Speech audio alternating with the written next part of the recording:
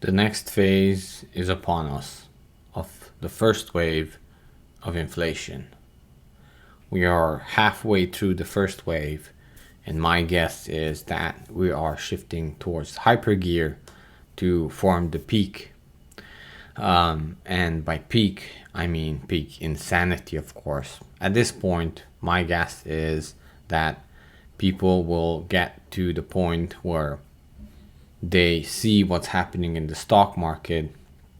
They see that the food price has risen way more than they would have expected, and none of the government talking points held water. Basically, at this point, any person, even who is not politically engaged or doesn't follow the economy, can make their mind up and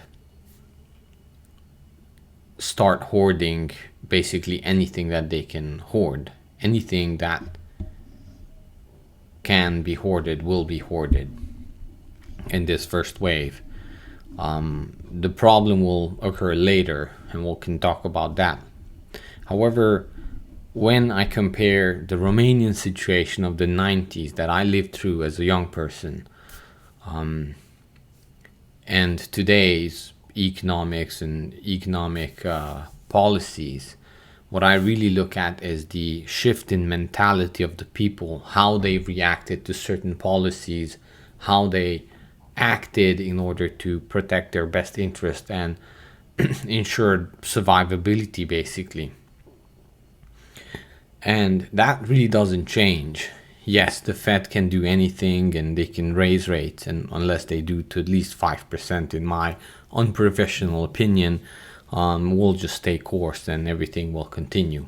If they do, then something else might happen.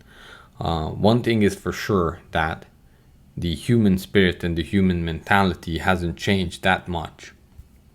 Whether we use iPhones to look at stock tickers, or we read the newspapers, the basic reaction of what has happened and how you hedge against that personally in your family isn't really that much different if you're in a certain social class.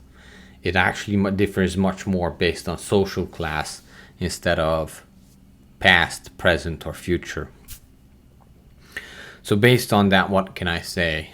Well, everything that can be hoarded will be hoarded by your average citizen.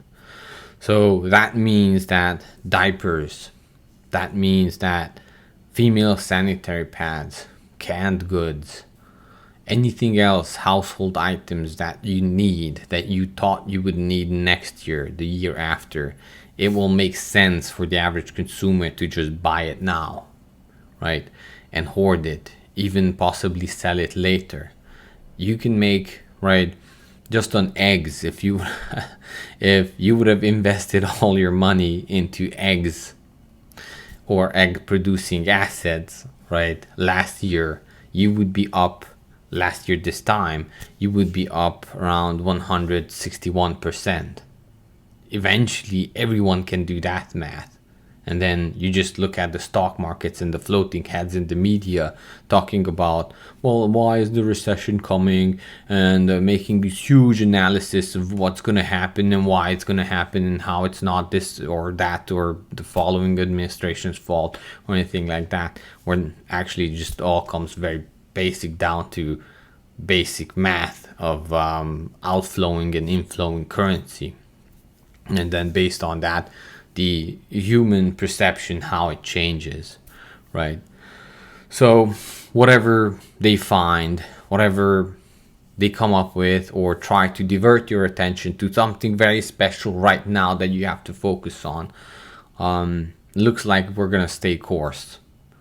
That means eventually, when everything gets hoarded and nothing can be hoarded anymore, may that be government interventions, or just seeing empty shelves everywhere, eventually people will find the most hoardable asset that has been hoardable since the last 6,000 years, and people have been doing that, which is of course gold, but also other precious metals. gold and silver and such. At that point, based on history and based on the trajectory of the government, how it will shift, because these are times for major political shifts. Last time I've seen this was the fall of the Soviet Union, right? As a very, very young person. So what will happen is that either we're going to go towards liberty or more authoritarianism. If we will shift towards authoritarianism, gold will be outlawed, right? And history tells us that it's actually not such a good idea to hold gold, at least in your home or even in the political jurisdiction that you are in. And it's actually much more better fit for long term wealth holding. A lot of people will be wiped out. However, there's a lot of wealthy people in the United States, and that might not be always like that, unfortunately. And the smarter ones will realize it soon or soon enough that if they want to even hold some percentage of the wealth that they have gained through multiple generations living in the most prosperous country ever built, they will have to turn to gold and bury it somewhere.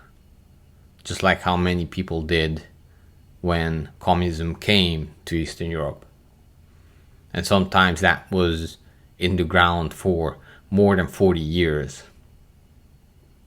And if you had good family relations and good heirs and so on, maybe it was found.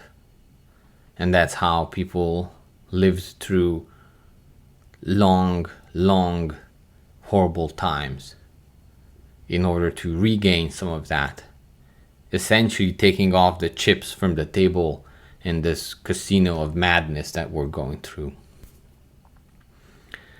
So, what do you think? What will happen next?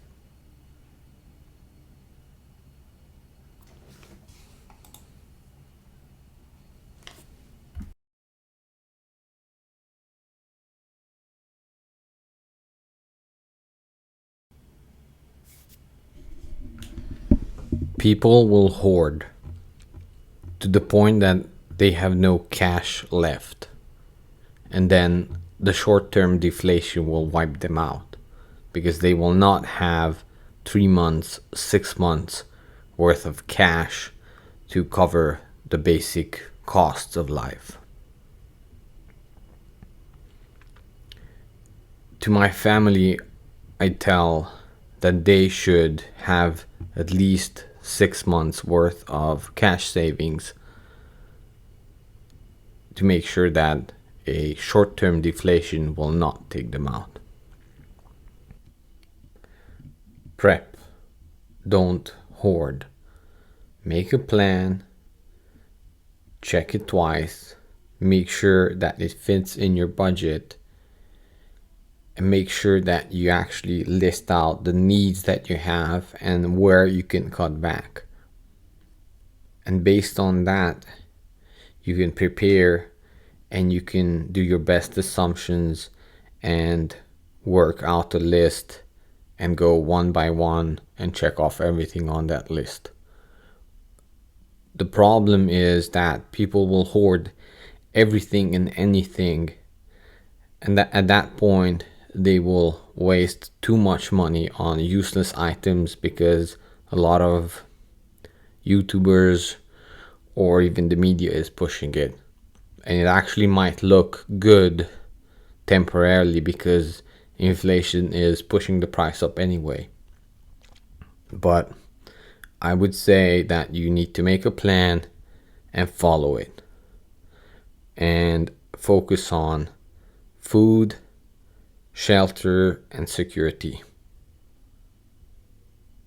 But before you even do that, make sure that you get yourself in order and work on your health. See you next time.